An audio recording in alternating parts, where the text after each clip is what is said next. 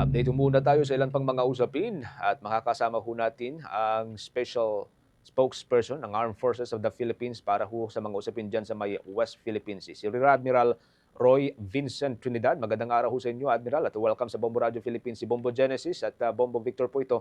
Thank you so much for joining us sa Bombo Radio Philippines sa Bombo Network News. Tayo po napapakinggan ng live at napapanood sa ating pong 32 stations nationwide. I understand na nag-retire ho kayo last week, Admiral, ano? Pero you were called to active duty para ho maging special spokesperson ng Armed Forces of the Philippines sa West Philippine Sea. Tama ho ba, Admiral? Yes, magandang umaga uli, no? Genesis at sa mga taga-subaybay ng Bombo Radio Philippines. All over the country, 32 stations, good morning po sa ating lahat. Last 23 April, I bowed out of the Naval and Military Service. Yun yung ating 57th birthday. And ako'y nagpapasalamat naman sa Diyos na naging maganda yung ating serbisyo sa Diyos, sa bayan at sa mga tao natin. After the ceremonies, may lumabas naman na panibagong order bilang isang reservist ng Philippine Navy na ako naman ay designate pa rin na special spokesperson of the AFP for the West Philippine Sea. Ibig sabihin, yung ating trabaho bilang spokesperson ay magpapatuloy. Ito naman bilang isang reservist ay pwede natin gawin ito.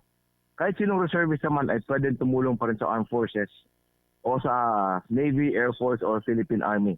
So ako ay nagpapasalamat naman sa tiwala ng liderato ng AFP at ng Philippine Navy na tayo po ay naitalaga bilang spokesperson for the West Philippine Sea. Napaka-importante ito, Genesis, sapagkat this is everybody's fight. Ito ay intergenerational, ito ay existential na laban. Ibig sabihin, intergenerational, the next generation of Filipinos ay magpapatuloy pa rin sa labang ito.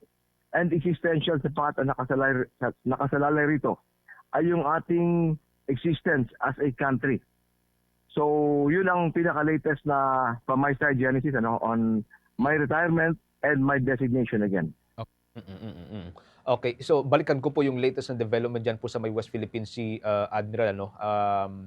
Kung saan ang sabi ko ng Armed Forces ay positibo sa cyanide, yung po mga na-recover noon na bote, mga yellow bottles na doon ho sa mga Chinese boats. Ano pong development po dito sa ngayon, Admiral?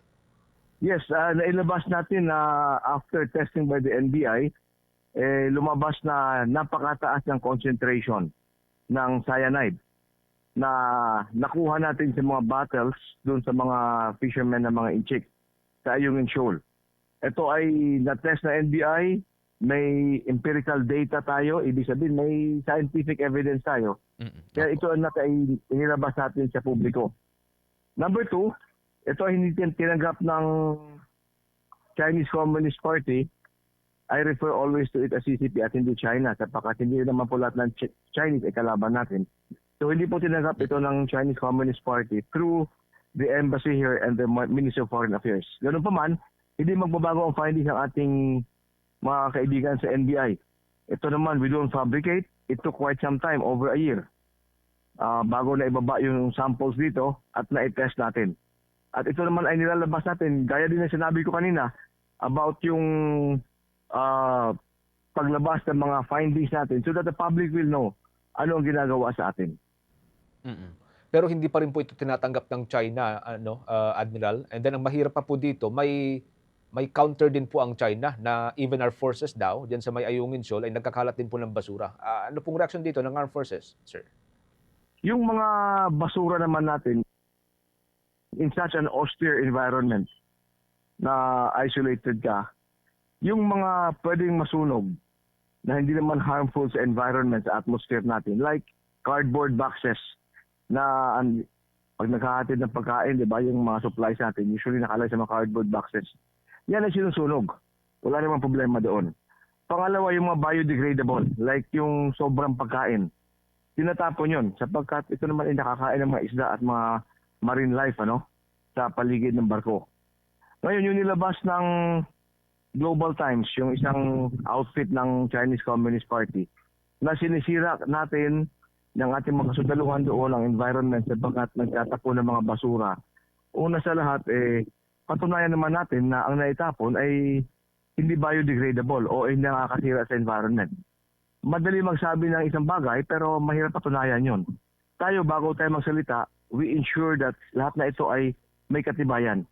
Ang sa kanila, based on the video na kinuha ng mga barko nila, sinasabi nila na tayo ang nagsisira ng kalikasan, ng environment.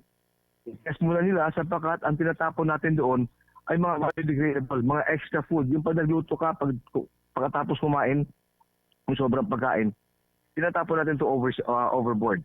Nakakain naman ito ng mga isda. So madali magsabi ng isang bagay, but for them to be able to back it up, patunayan nila muna. Yun din ang sinabi pala ng ating Secretary of National Defense. Who will you believe them? Papaniwala mo ba sila? And over history, I would like to say, marami silang instances that they say one thing and they do another thing. Ang hamon ho ngayon dito, Admiral, is that dahil nga po hindi tinatanggap ng China na mataas ang cyanide concentration ng mga na-recover ho natin ng mga bote diyan sa may part ng West Philippine Sea. Possibly hindi nila ito titigil kasi wala nga rin silang pakialam sa environmental damages diyan sa may West Philippine Sea, Admiral. Ang nangyari dito, may nilabas tayo na balita na may pruweba tayo sa mga sinasabi natin. At sila nag-counter na isang narrative naman na walang katibayan. So pilit balik rin ang kwento na sinasabi tayo ang sumisira ng kalikasan. And if you look at, we backtrack, kaya nasabi ko kanina Genesis, we backtrack, historically sila ang they have the tendency, and it's proven historically, sa West Philippine Sea, sila ang nagsabi ng iba at ibang ginagawa nila. So ang kanilang credibility of speaking the truth ay napakababa. Sino pa bang maniniwala sa kanila? When in 1992, ang sabi nila, ang ginagawa nilang mga structures are for fishermen shelters. Kahoy pa lang ito noon. Nung ito ay na-concretize, sinabi na pang marine scientific research. Nung nag-reclaim sila, ang sabi nila, ito ay mga outpost for HADR. Yung mga response ng mga Coast Guard o mga barko nila to help others out at sea. But eventually, ito ay naging mga military outpost. So ito ay isang ehemplo lang that historically they are not a reliable partner pag pinag-uusapan ay yung katotohanan. Yung sinasabi na pagtapon ng basura is another classic example.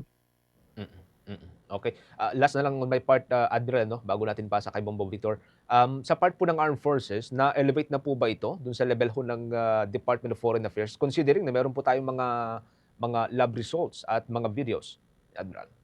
Lahat ng mga documents, pictures, videos, testimonies ng ating mga tao doon ay isasubmit sa Department of Foreign Affairs. Ito ay kailangan nila for whatever diplomatic move na nais lang gawin, to include without prejudice to the filing of another complaint.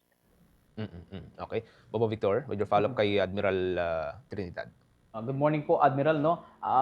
Sa on my part lamang, posible po ba na mayroon pang ibang mga basura ho ng mga Chinese with the cyanide concentration dyan ho sa pag-iikot sa West Philippine Sea?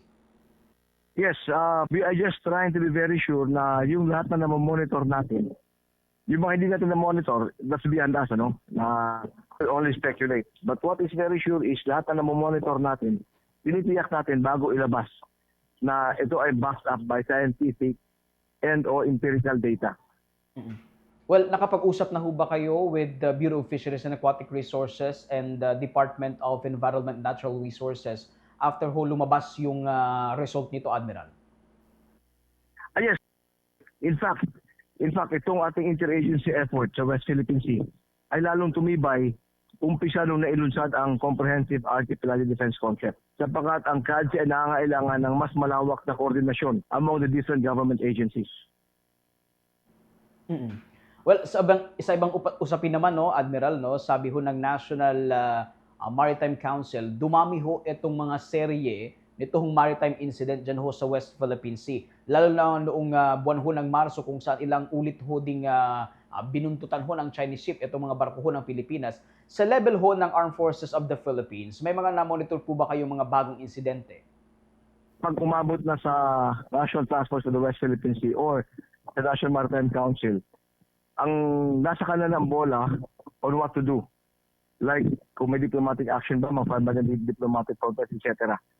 Sa kanila naman ng AFP, inaakyat natin lahat na monitor natin sa West Philippine Sea, sa Bajo de Masinloc, even our northern islands. Binibigyan natin, documented lahat yan. Binibigyan natin sa NTF WPS, sa DND and sa National Maritime Council.